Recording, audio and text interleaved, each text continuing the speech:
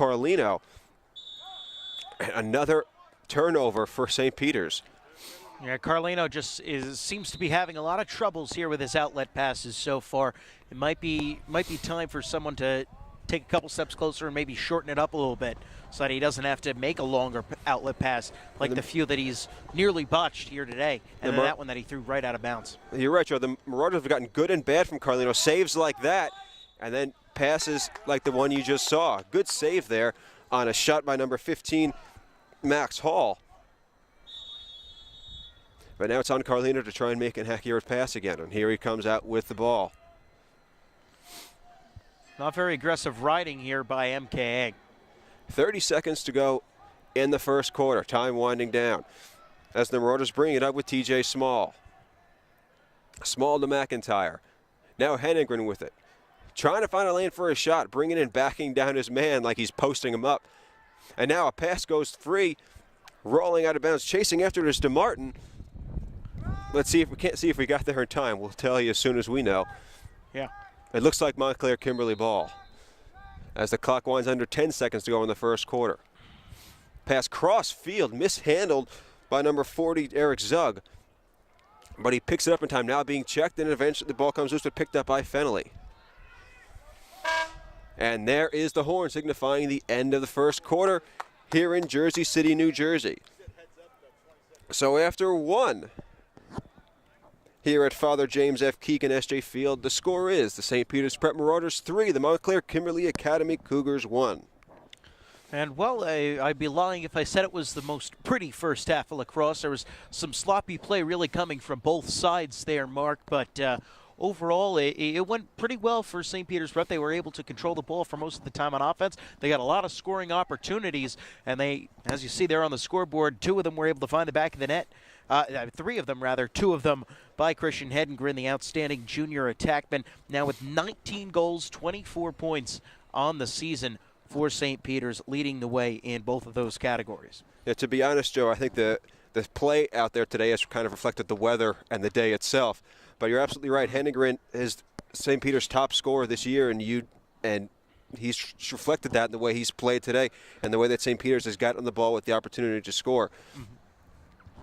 And MKA, on the other hand, just seems a little bit stagnant, a little bit slow. Their offense just doesn't seem to be running very smoothly today. And that's kind of seems like the way that they play in the games that they end up losing. Well, I mean, you also have to keep in mind that, you know, Montclair Kimberly is a young team. They have 7 sophomores, 1 junior, and 3 seniors on their roster. Just a very, very young and inexperienced team. And as they gain more experience as the season goes on, perhaps they will play better, but for now they're going to be making some of those mistakes that you make when you maybe don't have the experience of some of the upperclassmen and of some of the players that they ended up losing last year. And before we get started here in this second quarter, we want to invite you to follow us on Twitter. We are at NJ.ORG Varsity there. You can like our Facebook page, NJ.ORG Varsity, and also subscribe to us on our YouTube channel, youtube.com/NJ Newsfeed. Go right there. Those are 3 ways to follow us. Keep up on all the great action that we're going to have. We'll have several more St. Peter's lacrosse games and many, many more great high school sporting events here across New Jersey. So like us there, follow us on Twitter, all the 9 yards to keep up on all of our latest things. Oh, absolutely, Joe. We will have plenty of more good high school action, both lacrosse and softball, coming your way at NJ.org over the next couple of weeks. So make sure to stay tuned to your Twitter feed and and to our Facebook account. We'll keep you up to date on everything that we're going to be doing the next few weeks. Face off to start the second quarter. The ball rolls free, eventually picked up by St. Peter's, but a check sends it flying free. But the Marauders end up with it anyway, as Ken Carroll, who will be heading to Daniel College after the season for his college lacrosse, picks it up.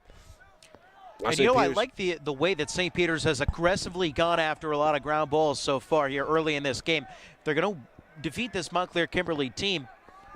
That's something that they're going to have to keep up the intensity when going after those ground balls and win those battles. So far in this game, Joe, it seems like all the loose balls are going to St. Peter's, and that's one of the main reasons why they're ahead and why it feels like they've controlled the action for much of the first quarter and now into the second quarter. Yeah, and that's been an area where they haven't necessarily been the best this season. They haven't been bad, but they haven't been where they usually are in terms of their overall production.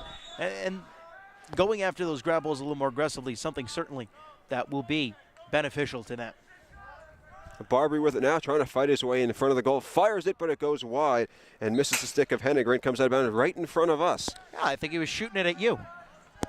Well, it's understandable. Or maybe me. He was probably going for the both of us. Let's say both of us. goofy guy with the camera. We'll call it even.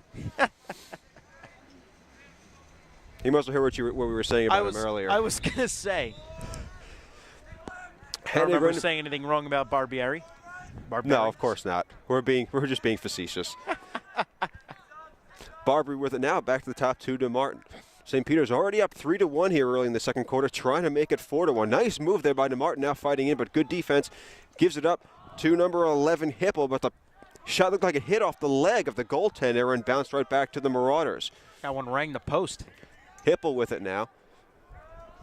And DeMartin. Guarded by number 15, Max Hall. DeMartin bring it in, trying to find his man, cutting towards the middle. Eventually picked up by Hennegren, though. He gets checked. The ball comes free. Montclair Kimberly with it this time. Zug with it now, going behind the net, trying to find some open space, being harassed, but eventually gets off a really nice pass. And this might be the opportunity Montclair Kimberly needs to break out on this attack. Yeah, Zug's one of the best ground ball guys that Montclair Kimberly has. We've already seen him pick up a number today, and boy, that was perhaps the biggest one with St. Peter's threatening. Absolutely. Montclair Kimberly, the way their offense is playing right now, and obviously they could certainly get straightened out. There's plenty of time left, but they can't afford to be falling behind by 3 or 4 goals because St. Peter's prep just seems to be on their game today in a lot of ways. Montclair coming now looking for their opportunity to cut the lead back to 1. Running their offense. Yanes with it. Thought about a shot. Instead gives it up to number 7, Tommy Fusco. Fusco, one of the few seniors on this Montclair Kimberly team, bring it towards the net, trying a bounce shot, and it goes in. Nice move by Fusco to make his way past his man, get an open lane in front of the net, and he put it home. Fusco, the team's top assist man, nets a goal there. Yeah, and the game scores 3-2. Joe? Yeah, usually Fusco more accustomed to setting up goals such as that one, but gets his 5th of the season right there, averaging 2.6 points per game. Pretty decent contributor to this Montclair Kimberly team. Not the best scorer that they have, but certainly somebody that they need to be getting positive contributions out of, like that one right there. Absolutely, especially from a senior who's probably a leader on this team. Especially with all the young players, one of the guys that they really need to step up and be one of the main cogs in this machine. Nice battle at face-off. The ball still going loose. We haven't had a clean face-off win all day, I don't think. Eventually picked up by Zug, but keeps fighting with it, and the ball rolls out of bounds.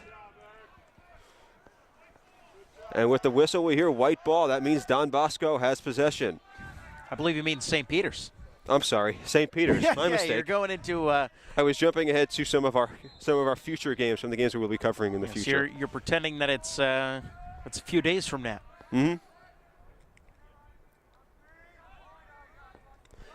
Although they are very similar colors. St. Peter's shot goes past the net. Nice shot, bounce shot by T.J. Small, but just missed his target. The Marauders, though, will have another opportunity. Tanner Barbary picks it up, and we're rolling again. 3-2 St. Peter's. Barbary looking for a shot now, gives it up in a pass. Eventually works it back to McIntyre. McIntyre also a player on the St. Peter's football team. And you look at a guy as big as he is, that makes all the sense in the world. McIntyre guarded by Chris Sibilia. Thinking about bringing it in, but knocked away. And now thinking about a shot, there was Hennegren. Passes it off, but the shot goes wide from Barbary. It's a good idea that time by Hennegren to pass up the shot attempt and try and set up his teammate. And Barbary had a good angle, but just ended up firing it wide. It was a good fake, you're right, by Hennegren, giving up to his teammate. Oh, nice save there by Strain on the shot by Alex Aiello. And now Strain's printed with the difficult task of getting the ball out of the zone. And St. Peter's has been harassing them in their own end all game. They've had a difficult time getting out of their own zone, but they managed to bring it up. We apologize for the obstruction here of some of the view down here on the end. Shot fires, goes high and out of bounds. It'll be Montclair Kimberly ball.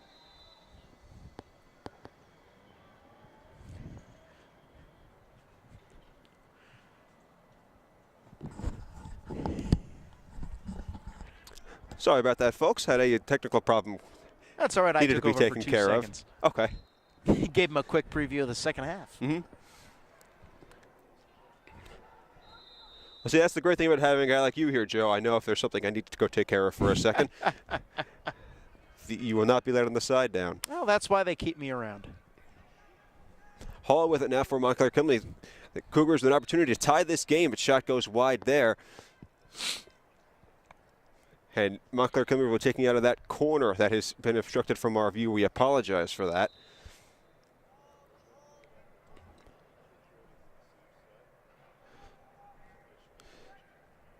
Fusco with it, taking a shot, and he nails it. And just like that, ladies and gentlemen, we are tied on Tommy Fusco's second goal of the game with a 7:01 to go in the first half. Have yourself a day, Tommy Fusco. Senior captain on this team, and like we said, not really a big goal-scoring threat for Montclair Kimberly. Only 4 on the season in 5 games, but already 2 in this game here today. And boy, if Montclair Kimberly can get contributions like this out of Tommy Fusco all the time, they might be looking a little bit better going forward. Absolutely. Fusco has been playing outstanding so far today. Montclair Kimberly looks like they are finally getting it going on offense. And now they come up with it again. This time it's Joe Strain. The Cougars with an opportunity to take the lead here as the subs go in and out as they set up their offense and they set up their offensive attack. Joe Strain, the twin brother of Montclair Kimberly goalie Rob Strain. Shot, Joe goes wide, shot there by Hall, ended up hitting Daniel Yanes after it missed the net and goes out of bounds. But Yanes does get possession of the ball for his troubles. Strain bringing it in, thinking about a shot. Good defense, though, by Syracuse. And it's interesting because the Strain brothers are one of 2 sets of brothers on this Montclair Kimberly team. Of course, you have the Strains and then both Spencer and Ross Turkington. Spencer Turkington starting D. Ross Turkington, his younger brother, probably won't get into the game. The Fuscos, Tommy and Evan, not related at all. Ball bounced around in front of the net, finally corralled by Carlino, the goalie. And we get a whistle now. Not sure what for, but it is Montclair Kimberly's ball.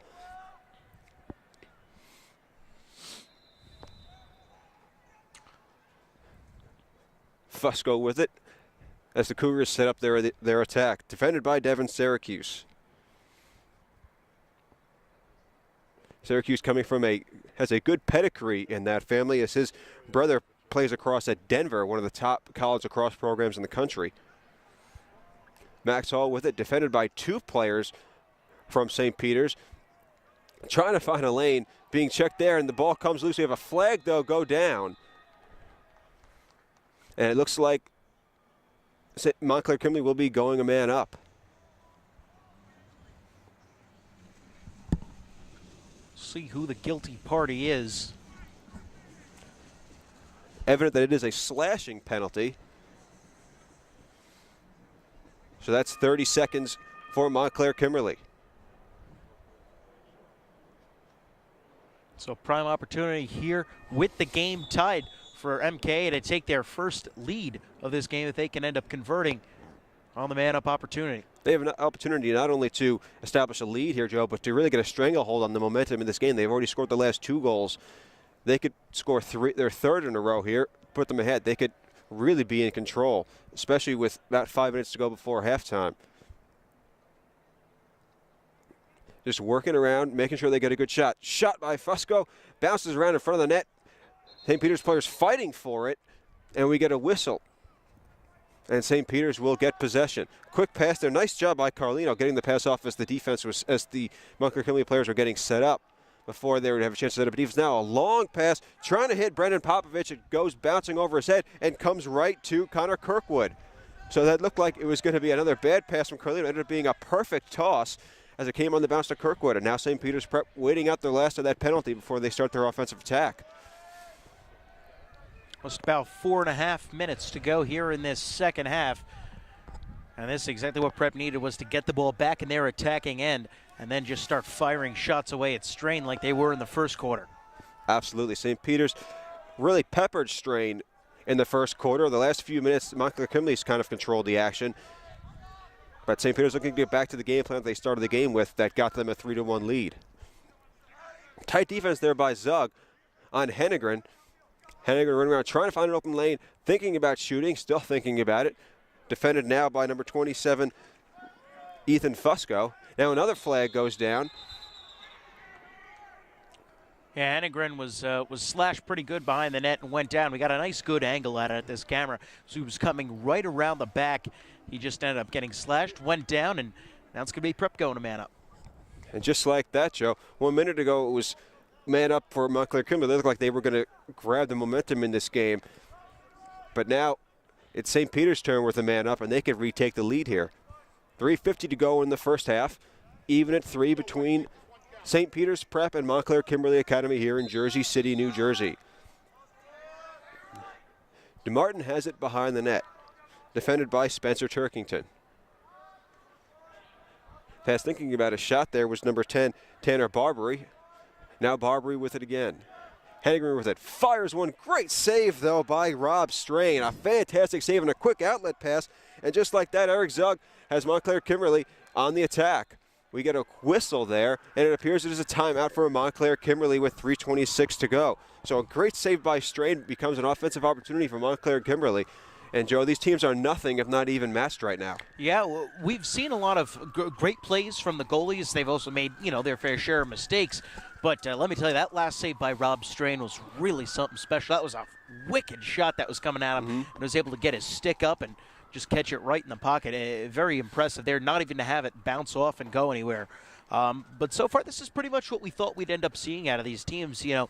They've got talent, but they're just they still make small little mistakes here and there that end up coming back to bite them. And right now, about as evenly matched as you can get, 3-3, with just about 3.5 left here in this first half. That's exactly right, Joe. Both teams talented, both teams just a little bit flawed. Yeah. And that has been evidenced at different parts of this game as we've gone on. As we mentioned, 3:26 to go in the second quarter here at Father James F. Keegan SJ Field. That's a mouthful. In Jersey City, New Jersey. You're telling me. The home lacrosse field of St. Peter's Prep.